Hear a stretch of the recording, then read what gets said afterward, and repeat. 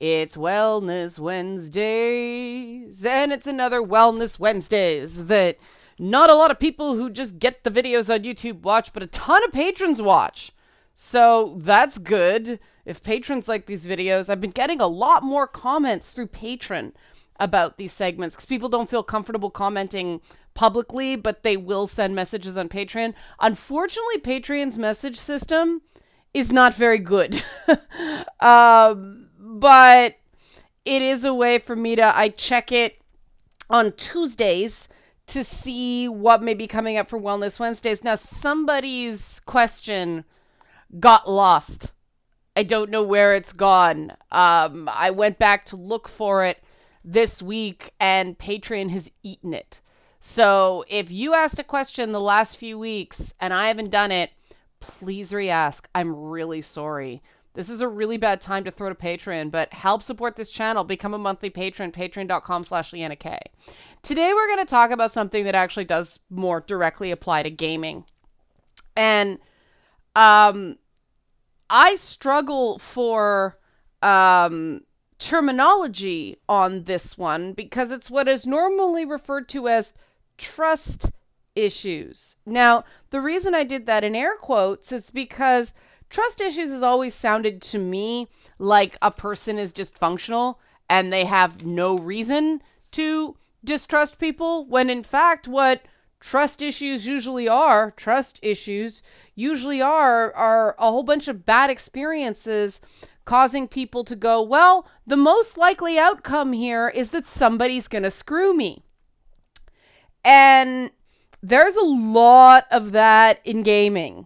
This has actually been inspired by some of the comments regarding the last couple videos. And I think it's a good time to touch on that because E3 is coming up. And even though it's virtual, there will be hot takes. And every time there's one of these hot takes that are not properly vetted through some sort of editorial, the trust between like people who play video games, gamers, and the people who write about video games, they're called journalists, but the truth is most of the job is not actually shoe leather journalism. It's just watching something and giving your opinion on it, which I consider commentary, not actually journalism. Now, I still have a journalistic instinct, and so I actually go through and try to find out what's going on. I understand the technology. I get my hands on it as often as I can, so videos like yesterday's about, Aloy's face can happen. Now, games journalism works similarly to other things, but not quite the same. Whereas in order to get people to talk to you about broad strokes of the video game industry, you have to not report little things they say about a game.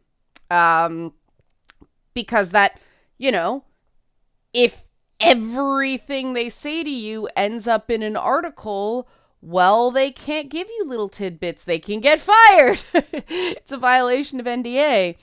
And so, I made a choice quite a while ago to put trust over short-term headlines, right? Now, if I ever broke that trust, I would not consider a person who works in the industry to have trust issues when they don't tell me something. I deserved it. And in a way, that's what's going on in gaming right now. There is a profound lack of trust between the people who play the games, the people who make the games, and the people who cover the games. And it is three-way. I have heard from so many people within, AAA game dev that they're afraid of the press, that they can't stand the press, and that, that fear of the press is very real. That's not hyperbole. But we know that distrust, that a breakdown of trust has stages. And, because the game's press, and in some cases game developers, handled the mid stages poorly, we're now straight up and full-blown distrust.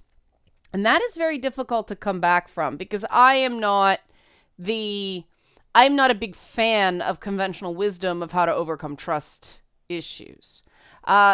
So what first happens, as you can probably suspect, is doubt. You start thinking somebody's not really on the up and up, right? Every game is late, like really late, Naughty Dog. Now in that case, it's not necessarily the end of the world. Everybody has things they're not great at. And so basically you get into a position of, okay, I can trust this person, this company, this community to be consistent, right? So, Naughty Dog announces a release date for a game, and you add 6 to 9 months minimum onto it because it's Naughty Dog, right? That's doubt. Sometimes it's more like something's not right here and I can't quite put my finger on it, but something seems kind of bullshitty to me. That you can come back from that, right? If Naughty Dog happened to get a couple of games out on time, people would be less doubtful. But that over time grows into suspicion. It's a pattern of behavior, right? You can't quite, this is where people start going evidence, and you don't have any. It's just a suspicion. Things don't seem quite right. Things have happened a few too many times that you can't explain.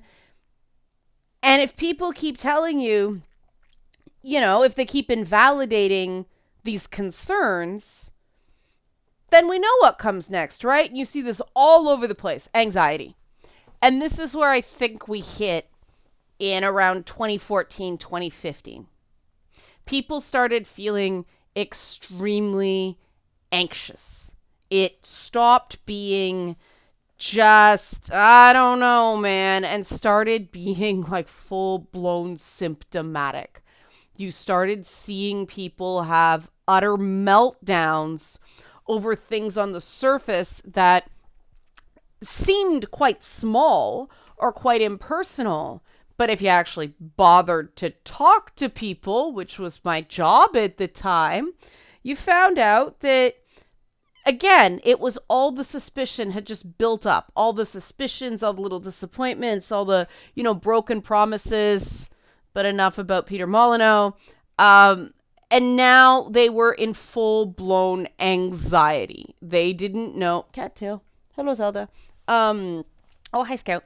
They didn't know. They don't know what to do. They don't know what to believe, and they're starting to actually feel a little bit sick by the whole thing. And that is no exaggeration. People were having mental health crises during the Gamergate period, and at the time, it seemed really bizarre until it started affecting you. There was just so much overwhelm, so many dog piles. It's a lot. And that was poorly handled. It was. I will say this. I will keep saying this. Too many people got lumped in with bad actors. People in the industry did not sufficiently separate.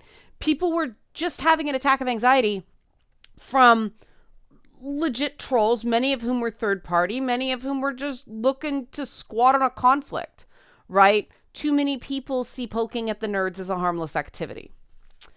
And so we got fear. And fear is what I have been seeing over and over and over and over again since 2014, 2015. And I think there's a couple things going on. It just happened too often, right? But also, I do think a lot of people in gaming have pre-existing childhood trauma that means there are already trust issues predating this stuff. Gaming was like the one thing where they didn't have to pack down their emotions, as a couple of commenters say. The work and school and family world does.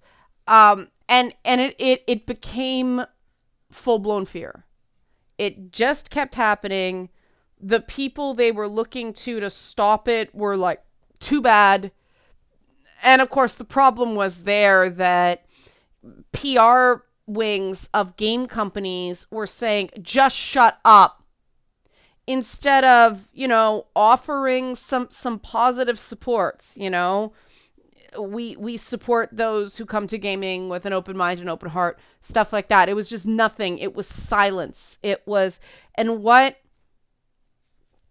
it really seemed to me that went on was people had some legitimate concerns mixed in with a lot of conspiracy theories. Now, if you've been following along, of course, the suspicion phase of the breakdown of trust, those sorts of theories form, right? And when you hit the anxiety phase, they come out.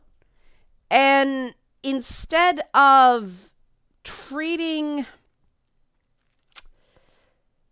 The best way I can do it is compare how gamers were treated during sort of the retake Mass Effect era, right? Compared to the way vaccine hesitancy, not at first, but once public health officials who knew what they were doing sat on left-wing news media and got them to stop going, oh, that's just ridiculous. That's just stupid. What's wrong with people for being vaccine hesitant? Public health officials went, yeah, the Tuskegee experiments, this is not nothing. Cut that out. And it became more, I want to answer your questions. I understand you have concerns. It's valid that you have concerns. That's the only way to bring people back, right? Now, that doesn't mean people have to take a bunch of abuse in comments, but, unfortunately, let's face it, what gets elevated? Abusive comments to this day, right? I touched on that with the whole Aloy thing. Instead of being like, I'm going to pay attention to comments that are actually grounded in reality, what got boosted? An utterly ridiculous troll post that thought Aloy was better with black eyebrows and a completely different chin shape, right? And it turns out that fan art was a goof on the people freaking out. Like, it was intended to be a joke, not serious. So, good troll. Obviously, there's a lot of fear, but I think we've actually moved beyond the fear phase. Beyond that. Because there's been so many breaches of trust. People have been crapped on for daring to show vulnerability because the vulnerability was misconstrued as harassment. People were afraid for their emotional well-being. It wasn't handled properly. People are now in a state of self-protection. And this is fucking tough to get out of. A self-protective state, a risk-averse state, is incredibly hard to shake off because it serves a purpose, right? People have put up walls. People are now looking for the one thing that will make them go, oh, this is going to be bad, because it minimizes the vulnerability that they feel. Because let's face it, $60 in the US, $80 in Canada for a full price AAA game, that's a fair bit of money. In the last couple months that I haven't been paying full price games, I bought Resident Evil Village full price. But I bought an air fryer, I bought one of those little air coolers for my husband's office. These are tangible things I can get and use long term, instead of buying a full price game. Now, I'm happy to buy full price games if there's a certain amount of trust that it's going to be full quality, right? I bought a copy of Days Gone for somebody just because I liked it so much. I thought they deserved full price on that one too. I don't regret that for a second. It's good value for money. It's me kind of going, here, you took my money because I liked your game. I got so much on PSN. But that was no risk, right? I paid money for the game after I already knew I liked the game, really liked the game. It's that next vulnerability that, because there's a lot of blame. What'd you do that for? You should have seen that coming. There's a lot of victim blaming in this space, right? Somebody gets canceled for a partial DM chat that leaks. Well, you shouldn't have trusted them. No. It is never. The moral failing is on the person that broke the trust, not the person that trusted. Unfortunately, things like the whole cyberpunk debacle were previously a company that had accumulated a lot of goodwill among gamers, then promised refunds and ghosted on people when they went to get their refunds. That's a real problem. And, too many games that are overhyped and broken. We're back into this thing where games are shipping janky, though COVID-19 work from home may have something to do with that, but I can't prove that. It's all adding up to people being understandably self-protective because no one's doing it for them, right?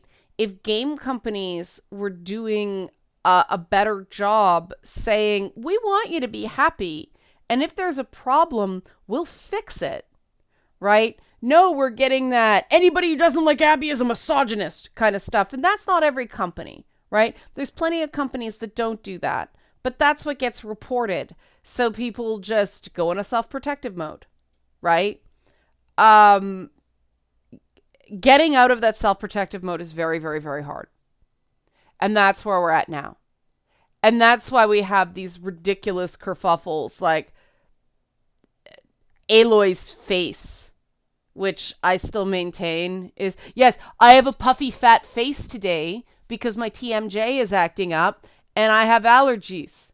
That happens to actual humans, but in Aloy's case, it's just a limitation of motion capture technology. I'm pretty sure that's all that is, along with a lack of polish because, oh my God, the game doesn't even have a release date yet.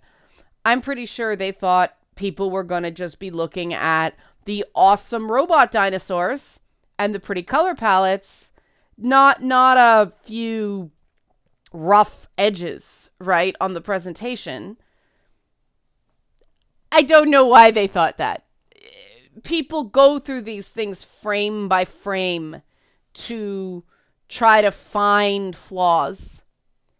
And that's why I enjoy watching those presentations live, so I can see the immediate organic response versus what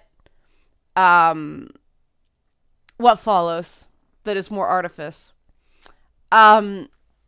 But here are some indications that it's like check, that you have trust issues, or, I would prefer to say you're in self-protective mode. You assume betrayal. Yeah, that's the go-to position. I mean, case in point with Horizon Zero Dawn, this post made the rounds, even though I pointed out to multiple people that, well, if this is real, no proof it is, probably isn't. It's an old post. Well, I hope that's true. So no, it's right there. 3 years ago, PlayStation 4. It's an N4G link. N4G links are never original links. There's evidence that this is a crock. Well, I hope that's so. They're just assuming betrayal. It needs to be proven to them that it didn't happen. And proving a non-event is much harder than proving that something did happen. Burden of proof is on the accuser for a reason. I had a ton of people doing that to me. Self-protection, right? You await betrayal. I see this all the time, to the point that I've asked people to stop. Stop looking for reasons that something can go wrong. Let people have the enjoyment period. Please. I understand it, but it's infectious. You're overly protective. There's a lot of this. People fling themselves at specific things. They see themselves in various personalities and characters, and they fling themselves into something, and they end up getting badly misconstrued, or worse, their words deliberately twisted. And then that just compounds the hurt and the lack of trust. You distance yourself from others. Well, let's face it, a lot of the reason people who are more complicated communicating online, are comfortable communicating online, is because they can be anonymous. You don't use your real name. You don't use your face. People know nothing about you. That's a safety issue to a point, but it's also a way to just be able to keep your distance. And the next check mark, avoiding commitment, right? Like just constantly having one leg out the door, not really. This is a thing. I am always amazed when someone does a lot of work or gives a ton of time for something. Like the person who did the closed captioning on season 3 for me, because I am having crazy amounts of trouble with the closed captioning. That was so kind of them. And so in that way, people do commit to games once they're known commodities, right? So at least there's that one but with people, not so much. One of the comments of lately that has really stuck with me, and I'm not sure why, when I pointed out that, in a video a while back, that the Gamergate types, they had journalists listening to them, and it was just, oh no, they're not a big enough name. No one's listening to us because they're not a big enough name. And one commenter said, well, in fairness, Leanna, they did cancel you for reporting the truth. It's like, wow, that's not showing appreciation to people who gave you a chance. Lack of commitment, part of the problem. And that's the thing. That's the thing why a lack of commitment is a problem. If you want people to listen to you, you have to show that you are reliable and you won't break trust. And a lot of people who are in self-protective states, they're actually not very trustworthy, because everything, prime, secondary, tertiary directive, is self-protection. It's no one's fault. It's not a moral failing so much as just a real sense of desperation.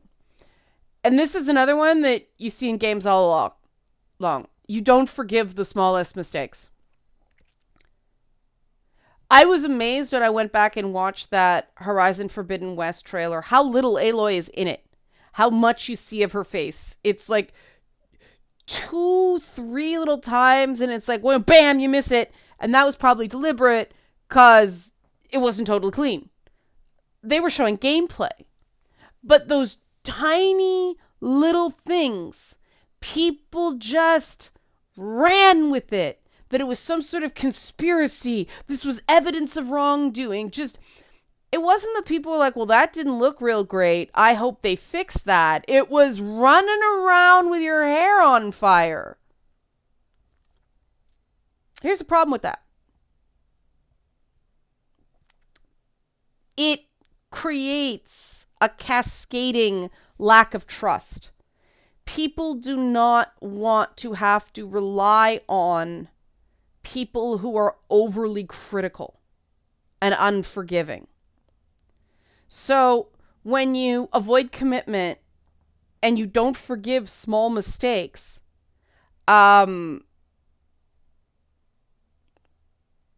people won't trust you, and therefore you never get the experience of a trusting relationship. I've noticed a lot when I've checked people on this sort of unforgiving hyperbole, or just like, okay, you're overdoing it here. Like, people go way overboard in trying to control the situation. So instead of it being like, yeah, you're right, I overdid it, sorry about that, and having it be a small thing, it becomes this huge deal. And let me tell you, somebody who's been on the receiving end of that, it's really uncomfortable. Because instead of dealing with the issue at hand, me, the person who went, okay, too much, now has to deal with whatever deep personal issues is driving this sudden flare up of misery. And I don't have enough context to navigate that. It's not that people don't care. It's that they're like, this just got really intense. There's a ton I'm missing. I didn't sign up for this, and I don't know what to do, if that makes sense. And then you get the domino effect of the next step. You are excessively wary of people. This cascade of misery, as I keep calling it, the lack of commitment, pouncing on the smallest mistakes, has led people to be understandably wary. Everybody is afraid of saying the wrong thing and doing the wrong thing. And I see that get dismissed. I see that get dismissed a lot. And that bothers me. Because even if someone in reality has nothing to worry about this month, their fear is real. And, I understand where it comes from. I think a lot of people were very rattled by the Gina Carano thing. James Gunn got his job back eventually with Guardians of the Galaxy, but Kevin Hart hasn't hosted the Oscars yet. The issue with this is that, Hollywood is fickle, and basing like real life jobs on the reality of Hollywood is not great. But in a lot of jobs now, because there's so many at-will states, your bosses can fire you for no reason. Your bosses can lie to get rid of you. And so I understand why a lot of people are very, very, very afraid. I think that having been on both sides of that, it is not fun as an employer when you have to go through that 3 strikes process where they're a bad employee, so they get super bitter and resentful after their first correction, because part of the reason they're a bad employee is they don't take correction well. But you have to do it. You have to give them the first write-up and the second write-up, and then, okay, this is a reoccurring problem. Sorry, we have to let you go. That's not fair to anybody else who works with them, right? But it's also not fair that your boss can just go, well, somebody put out this tweet about you that's difficult for the company. We're not going to look into it. You're just fired. Like, that's not fair either, right? There's got to be some fair in between. That's real. That's real. And this is why I do trust issues in air quotes and prefer to say self-protective state. Because that's not an issue with the person feeling vulnerable. That's an issue with the world, right? But where does this all lead? The isolation, the lack of trust, the lack of compassion for others, and the lack of self-compassion, and the inability to form firm bonds with other people because you're afraid of commitment. It leaves you feeling lonely and depressed. And what have we been hearing about for, a long time, but especially the last couple of years? Loneliness, depression, a loneliness epidemic. This is a societal problem. This is a societal problem because people's words don't mean anything. Fortunately, it is a problem you can solve in microcosm just by committing to trust. Committing to, if you give your word on something, everybody knows you're not going to do it 100% of the time. That's just not possible. But acknowledge when you didn't meet the bar you wanted to. Express what happened, why. People will understand. I've found that with the Kickstarter stuff. Backers are very understanding when shit happens as long as you're keeping them apprised of what the issues are and what you're doing to fix it. Similar with games being delayed or there being technical issues when the games come out. If they're being explained why they're being delayed, like, well, COVID gave us a big problem, boss fight, people understand. When you get defensive and start lashing out and start casting aspersions on the people who are like, this game was 6 months late and it's still broken, right? Bad look. Breach of trust. So this video is twofold. One, I'd like to do away with the term trust issues because it sounds like victim blaming. And two, it is true that this is an incredibly difficult thing to get over. Because the solution is find something or someone to trust anyway. And that's really hard. I mean, yes, you can start small, but even the smallest trust gets linked to a cycle of self-blame where if you trust the wrong person and they do turn out to let you down, it's the I should have known. And that's the toxic thing, the you should have known, I should have known thing. That's what drives me crazy. No, if someone says they're going to do something, if they give you their word, you shouldn't know they're going to break it. You did nothing wrong by putting your trust in someone that ended up betraying you. That's not on you. That's not making you stupid. That's not making you weak. I know I feel really stupid when I trust somebody that doesn't deserve it because the warning signs are always there, but I want to give people the chance I haven't been given, right? And I have to stop myself and go, no, this isn't on you. This is about the person who promised you something and didn't deliver. You still look like an ass if it's work related, because then it's a chain reaction of letting people down, but it's not on you. People should be more appreciative of the chances they get. But you do have to take small risks, and you do have to work on not blaming yourself when and if they go wrong, because trusting someone and being let down is still better than that loneliness and depression that comes from not being able to trust anyone. Trust me. You have to take emotional risks to get emotional rewards. And everybody needs an emotional reward every so often. Okay? Okay. Tough subject. Hope you found this a little bit helpful. Looking forward to your comments. Help support this channel. Become a monthly patron. Patreon.com/LeannaK. Thanks for watching.